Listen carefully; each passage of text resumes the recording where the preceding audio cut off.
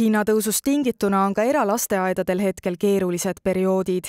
Uut õppeaastat kavandades tuleb kõik võimalused kriitilise pilguga üle vaadata.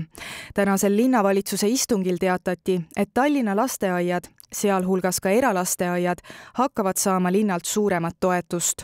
Kui mullu oli ühe lapse kohta toetuseks ette nähtud 200 eurot kuus, siis alates selle aasta jaanuarist on see summa 264 eurot kuus. No kindlasti see on selles mõttes vajalik, et see on ju suur abi ikkagi. Toiduainete hinnad tõusevad, mänguvahendite, õppevahendite hinnad tõusevad, õppekäikude hinnad tõusevad, isegi muuseumitesse on juba jõudnud hinnatõus. Igal juhul on eralasteaedadele see päris keeruline periood olnud. Üheks põhjuseks, miks seda toetust tõsta otsustati, on ka palgakasv.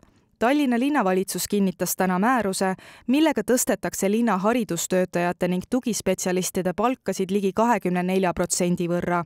Lasteaia õpetajate ja tugispetsialistide palga alammäär tõuseb 1412 eurolt 1749 euroni kuus ning seda makstakse tagasiulatuvalt 1. jaanuarist. Kuna see palgatõus oli sel aastal hästi kõrge, siis meie tegime sama oma haridusasutuste töötajatega, nii et siinkohal tõusis ka see number päris märgatavalt. Ja ma loodan, et see on väga hea uudis eralasteaedadele ja lapsehoidudele just sellepärast, et olukord on keeruline, me oleme nendega kohtunud, me oleme nendega suhelnud sel teemal ja just selles keerulises olukorras selline kasv kindlasti toob neile leevenduse ja meil on ainult hea meel selle üle. Tallinna linn on juba aastaid kompenseerinud osaliselt ka eralasteaedade toitlustust, seda samal põhimõttel nagu ka munitsipaallasteaedades.